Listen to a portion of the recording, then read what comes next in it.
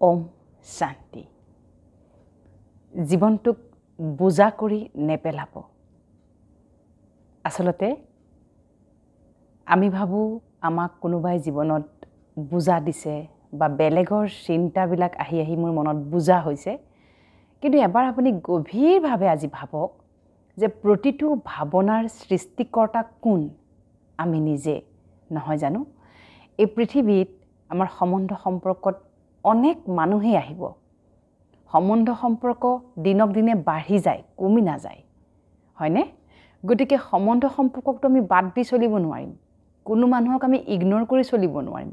কোনো মানুহৰ পৰা পলাই পত্ৰং দি অকলে থাকিব নোৱাৰিম। কেতিয়াবা এনেকুৱা লাগে ন, পৰিয়ালত ইমান বোজা, ইমান দিগদাৰ, ইমান জীৱনত মানে খেলি মেলি, এই মানুহবিলাকৰ পৰা ওলাই যাব পৰাহেঁতেন। বহুতে কয় এই ঘৰ চৰ এৰি পলাই দিব পৰাহেঁতেন, এনেকৈও কয়। কিন্তু সম্ভৱ জানো? ঘৰ সংসাৰ সকলো ত্যাগ কৰি ক'ৰবাত গৈ থকাটো সম্ভৱ জানো? একেবাৰে অসম্ভৱ। মানুহৰ লগতেই জীয়াই থাকিব লাগিব। তেনেস্থলত আনে কৰা কৰ্মৰ বোজা যদি আমি দিনে ৰাতিয়ে পাগুলি যদি আমি লৈ থাকোঁ, আৰু যিজন ব্যক্তিয়ে যি কৰ্ম কৰে তেওঁৰ লগত লৈ অহা সংস্কাৰ, তাক আমি সলনি কৰিব নোৱাৰোঁ। কিন্তু আমাৰ কি হয়, আমিতো তেওঁক সলনি কৰিব নোৱাৰোঁৱে, অথচ তেওঁ কৰা কৰ্মটোক আমি ভাবি ইমান ওজন দি দিওঁ যে সি এটা মস্ত শিলৰ সমান বোজা হৈ আমাৰ মন মগজুত সকলো সময়তে চলিবলৈ আৰম্ভ কৰে দেই। সেইবাবে ভাৱনাৰ বহুত ওজন আছে। আমি ভাবি থকা প্ৰতিটো শব্দৰে এটা ওজন আছে। আমি ভাবি থকা প্ৰতিটো শব্দৰে ওজন আছে। আমি যদি চাবলৈ যাওঁ, আপুনি নিজে অনুভৱ কৰক মোৰ লগত। আপুনি যদি প্ৰেম বুলি কয় বা ভাল লগা, ভাল পোৱা বুলি কয়, তাৰ ওজনটো কেনেকুৱা? তাৰ ওজনটো খুবেই লাইট আৰু খুব ভাল লগা, নহয় জানো? খঙৰ ওজন কেনেকুৱা? খং বুলি কোৱাৰ লগে তাৰ ওজনটো খুব বেছি লাগে, নহয়? ভাৰী লাগে। যিটো শব্দত আমি এক্টিভিটিত আনিলে আমাৰ মন বুদ্ধি গধুৰ হয়, সেই শব্দকে আচলতে আমি জীৱনৰ পৰা পৰিত্যাগ কৰিবলৈ যিমান পাৰি আমি চেষ্টা কৰিব লাগে। এতিয়া আমি আজি সেইবাবে ভাৱনাৰ ওজনৰ ওপৰত কথা পাতিম। আপুনি চিন্তন কৰা প্ৰতিটো ভাৱনাক আপুনি চেক কৰিব যে সি আপোনাৰ মন মস্তিষ্কত কেনেধৰণৰে আপোনাক প্ৰভাৱান্বিত কৰি আছে। উদাহৰণস্বৰূপে, আপুনি সম্বন্ধত আছে, সংসাৰত আছে, আপোনাৰ সন্তানে আপোনাৰ কথা নুশুনে, কোনো কাৰণত কথা নুশুনে, আৰু সেই কথা নুশুনাৰ বাবে তেওঁৰ সেই সংস্কাৰটো আপোনাৰ মন মগজুত, তেওঁৰ সংস্কাৰে এটা সাংঘাতিক বোজাৰ সৃষ্টি কৰিছে। আৰু সেই বোজা আপুনি সহ্য কৰিব পৰা নাই, লগত লৈ ঘূৰি ফুৰিব পৰা নাই। তাৰপিছত কি হৈছে, আপুনি লাহে লাহে নিজকে ৰোগীয়া অনুভৱ কৰিবলৈ আৰম্ভ কৰিছে। এতিয়া এইখিনিতে যদি আমি অকণমান গভীৰভাৱে জ্ঞানস্বৰূপ হৈ যদি আমি চিন্তন কৰোঁ যে তেওঁ যি সংস্কাৰ লৈ আহিছে, বেচেৰা নিজেই সেই সংস্কাৰৰ দ্বাৰা আক্ৰান্ত। তেওঁ নাজানে তেওঁ কিয় তেনেকুৱা ধৰণৰ মানে অবাধ্যকৰ কাণ্ড কৰি থাকে, বা কিয় তেওঁ আনৰ কথা শুনিবলৈ ইচ্ছা নকৰে, বা তেওঁ কিয় আনৰ কথাত সহজে সন্মত নহয়। কাৰণ সেই আত্মাই তেনেকেই আহি আছে, এই পৃথিৱীলৈ শৰীৰ এৰিছে, আহিছে। গীতাৰ মহাবাক্য অন্তমতি সো গতি, মানে আমি মনুষ্যই শেষৰ মুহূৰ্তত যি মতি লৈ পেলাই আমি মৃত্যুবৰণ কৰোঁ, এই শৰীৰটোৱে মৃত্যুবৰণ কৰে আৰু আত্মা শৰীৰ এৰি গুচি যায়। যেতিয়া পুনৰ এই পৃথিৱীলৈ আহে, যি মতিত এই শৰীৰ এৰিছিলোঁ, সেই মতিলৈয়ে মোৰ নতুন গতি হ'ব নতুন শৰীৰত। বুজিবলৈ প্ৰয়ত্ন কৰিব দেই। গতিকে কি কৰে মানুহ এজন ঢুকুৱাৰ আগে কি কয়? ৰাম নাম ল বুলি কয়, ঈশ্বৰৰ নাম ল বুলি কয়। সেই সময়ত গীতা পাঠ কৰোৱা হয় কিহৰ কাৰণে? তাৰ আধ্যাত্মিক ভাৱাৰ্থ এইটোৱে যে মানুহজনৰ মৃত্যুৰ সময়ত যেন ভগৱানৰ নাম স্মৰণ কৰিহে তেওঁ যেন অন্তত মতি পায়, আৰু সেই অন্তমতি যদি ভগৱানৰ নাম লৈ অন্তমতি হয়, অন্তত মতি হয়, তেওঁৰ গতি খুব বেছি ভাল হ'ব। সেইটো আশাই আচলতে মানুহে ভগৱানৰ নাম ল'বলৈ কয়। কিন্তু আমি মনুষ্য জীৱনটো ইমান, আমাৰ মনুষ্য জীৱন শ্ৰেষ্ঠ। আমি যদি প্ৰতি পদক্ষেপতে যদি ঈশ্বৰক আমি লগত লৈ চলিব পাৰোঁ, তেতিয়াহ'লে আমি অন্তমতিলৈ ৰখিব নালাগে। আমাৰ জীৱনৰ প্ৰতিটো মতি ইমান ভাল হ'ব যে নেক্সট গতিটো আমাৰ পাৰফেক্ট হ'ব। সেইবাবে ঘৰখনত যিবিলাক কথা বতৰা লৈ আপোনাৰ মন মগজু ভাৰী হৈ থাকে, ঘৰখনত সন্তানে কথা নুশুনে, আপোনাৰ স্বামী আপোনাৰ লগত আপোনাৰ নিমিলে, আপোনাৰ স্ত্ৰীয়ে আপোনাৰ লগত মিলা নাই, ঘৰ সংসাৰত অন্যান্য আৰু এক্সটেণ্ডেড ফেমিলি আছে, তেওঁলোকৰ লগত আপোনাৰ কিবা কিবি নিমিলে, এখন শীতল যুদ্ধ চলি থাকে সকলো সময়তে, এই ইত্যাদি ইত্যাদি কথাক আপুনি বেছি সময় কিন্তু মগজত লৈ নুফুৰিব। আজিয়েই পৰিত্যাগ কৰি দিয়ক, এতিয়াই পৰিত্যাগ কৰক, মোৰ লগত বহক আৰু মাত্ৰ কেইটামান সংকল্প কওকচোন। এনেদৰে ক'ব, সদায় ক'ব। এইখিনি জীৱনৰ আপুনি মহাবাক্য বুলি লিখি লওক। এনে কিতাপত বা বহীত লিখিলে নহ'ব, ইয়াত লিখিব লাগিব, আত্মাত আমি লিখি ল'ব লাগিব, যাক আমি স্বমান বুলি কওঁ। নিজক মান দি সেইখিনি মহামন্ত্ৰ আমি ইয়াতে লিপিবদ্ধ কৰিব লাগিব। প্ৰথমটো হৈছে প্ৰত্যেক আত্মাই নিজৰ নিজৰ স্বভাৱ সংস্কাৰ লৈ এই পৃথিৱীলৈ আহে। কোনেও কৰোঁ বুলি কোনো ধৰণৰ অপকৰ্ম নকৰে।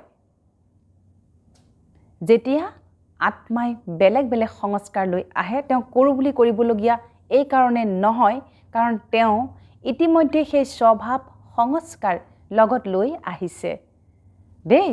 এতিয়া আমাৰ মাতৃ হিচাপে, মই পিতৃ হিচাপে, ঘৰৰ মই জ্যেষ্ঠ হিচাপে মোৰ প্ৰধান কৰ্তব্যটো কি? সেই ব্যক্তিজনৰ যিটো বেয়া সংস্কাৰ আছে, সেই বেয়া সংস্কাৰটোক মই নিজে চিনাক্তকৰণ কৰি তাক কেনেবাকৈ ভাল কৰিব পাৰি নেকি, সেইটোহে জ্যেষ্ঠজন আৰু পিতৃ মাতৃ হিচাপে আমাৰ কৰ্তব্য। কিন্তু আমি তাকে নকৰি আমি নিজে ফ্ৰাষ্ট্ৰেটেড হৈ গৈছোঁ, আমি নিজে খঙাল হৈ গৈছোঁ, আমি নিজে তেওঁলোকে যদি অকণমান খং কৰিছে, আমি তেওঁলোকৰ ওপৰত বহু বেছি গুণে খং কৰি পেলাইছোঁ। সৰ্বশেষত কি হৈছে, সম্বন্ধটো আমাৰ মাজত ইম'চনেল যিটো বণ্ডিং, যিটো আৱেগিক সম্বন্ধটো আমাৰ ভাঙিছে, তাৰোপৰি আমাৰ মন বুদ্ধি অনবৰতে গধুৰ হ'বলৈ আৰম্ভ কৰিছে।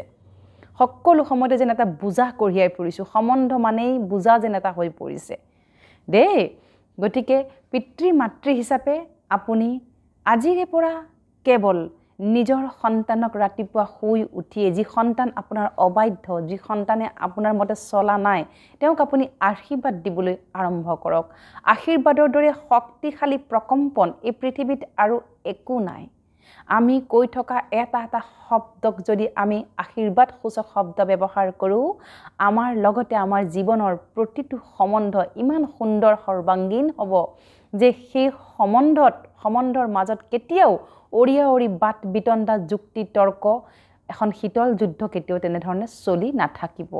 সেইবাবে আপুনি আপোনাৰ সন্তান হওক, আপোনাৰ সহধৰ্মিনী হওক, আপোনাৰ জীৱন সংগী হওক, যোনেই নহওক, ঘৰখনত যাৰ যাৰ লগত আপুনি থাকে, ৰাতিপুৱাই আপুনি আশীৰ্বাদ সূচক শব্দৰে জীৱনটো আৰম্ভণি কৰি চাওকচোন দিনটোৰ, যে তোমালোকৰ বহুত কল্যাণ হওক, আজি দিনটো মোৰ বহুত ভাল হ'ব, মোৰ ঘৰখনত থকা প্ৰতিজন ব্যক্তি শান্ত শীতল আৰু তেওঁলোকে শান্তিপূৰ্বকভাৱে আজি দিনটো সম্পন্ন কৰিব। তেওঁলোক শান্ত আৰু স্থিৰ, মই শান্ত আৰু স্থিৰ, আজিৰ দিনটো মোৰ শান্তিপূৰ্বকভাৱে যাব। তেওঁলোক হয় নহয় সেইটো পিছৰ কথা, কিন্তু আপুনি যে এইখিনি কৰিব, যে আপুনি এইখিনি কৰাৰ লগে লগে আপোনাৰ মন বুদ্ধি ইমান বেছি পাতল হ'ব, এই যে বোজাটা যে লৈ আছে সম্বন্ধক লৈ, কিবাক লৈ, এইটো মানে আপোনাৰ ইমান বেছি পাতল লাগিব, এনেকুৱা লাগিব যে কিবা মেজিকেলি আপুনি সঁচাকৈ কিবা এটা মেজিক আপুনি অনুভৱ কৰিব। গতিকে যিকোনো শব্দক কোৱাৰ আগতে, যিকোনো শব্দক আপুনি ভবাৰ আগতে যদি মনলৈ আহিও যায়, প্ৰথমতেতো ভাৱ আহিব, শব্দটো আহিব, আহোঁতে তাক ৰখাই দিয়ক, তাক ফিলিংছলৈ আপুনি পৰিৱৰ্তন নকৰিব। প্ৰথমতে কি আহে? থটটো আহে ন, তাৰপিছতে সি ফিলিংছ ক্ৰিয়েট কৰিব। ভাৱনাটোতে আপুনি তাক ৰখাই দিয়ক, তাক ফিলিংছলৈ আহিবলৈ নিদিব। তাৰমানে ফৰ এক্সাম্পল, কোনোবা এজন ব্যক্তিয়ে আপোনাক বৰ উল্টাকৈ জবাব দিয়ে, কোনোবা এজন ব্যক্তি আছে যি আপোনাৰ কথা একেবাৰে নুশুনে, আপুনি যিটো কথা বেয়া পায় তাকেই কৰি থাকে। এতিয়া আপুনি তাৰ প্ৰতি যিটো ভাৱ আহিব ন, সিটো মোৰ কথা নুশুনে, সি বহুত বেয়া বা বহুতেই মানে খঙাল বা ভাল নহয়, সেই যে ভাৱটো আহিব সেইটোতে আপুনি ৰখাই দিব লাগিব। নহয়, সেই আত্মাই সেই সংস্কাৰ লগত লৈ আহিছে। এতিয়া মোৰ দায়িত্ব হৈছে তেওঁৰ সেই দুৰ্বল সংস্কাৰবিলাকক মই নাচাই, এই দুটা চকুৰে নাচাই, মোৰ তৃতীয় নেত্ৰ জ্ঞানৰ চকুৰে চাই তেওঁৰ সেই বেয়া গুণখিনিক পাৰোঁ নেকি ভাল গুণলৈ পৰিৱৰ্তন কৰিবলৈ, সেই ভাৱহে আপুনি আনিব। ভাৱে ভাৱনাৰ ক্ৰিয়েট কৰিব, ফিলিংছ আহিব, ফিলিংছে আপোনাক বহু ধৰণৰ মাৰ্গলৈ আনিব।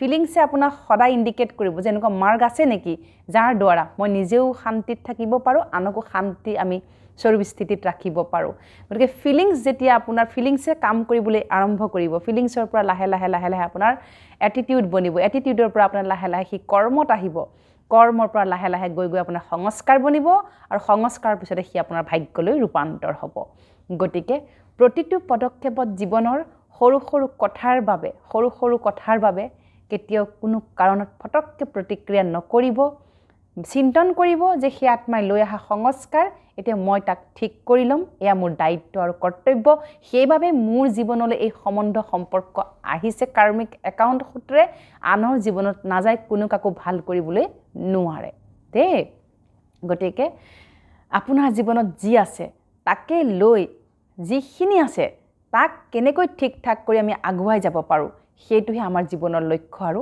উদ্দেশ্য হ'ব লাগে গতিকে শব্দৰ প্ৰয়োগ কৰাৰ আগত শব্দ মনলৈ অহাৰ আগতেই তাক আপুনি সদায় ব্ৰেক দিব নো এনেকুৱা শব্দ মই নাভাবোঁ মই ভাবিলেই বিপদ মই নাভাবোঁ এইবোৰ শব্দৰ বহুত ওজন মোৰ মন বুদ্ধি ভাৰী কৰি পেলাই মই নাভাবোঁ তাতকৈ মই ভাবিম যে সকলোৱে ভাল তেওঁ শান্ত আৰু স্থিৰ তেওঁ জ্ঞানস্বৰূপ তেওঁ সৌভাগ্যশালী তেওঁ কল্যাণকাৰী তেওঁ পৰম পবিত্ৰ এনেকৈহে ভাবিম মই দেই ভাৱ শক্তিক যেতিয়া আপুনি ৰখাই দিব পাৰিব আপোনাৰ জীৱনৰ পৰা সেই বুজাবিলাক আঁতৰিবলৈ আৰম্ভ কৰিব আৰু এটা চিন্তামুক্ত সুন্দৰ বিপদমুক্ত চিন্তামুক্ত এটা পাতল জীৱন আপুনি উদযাপন কৰিবলৈ সমৰ্থ হ'ব আচ্ছা ওম শান্তি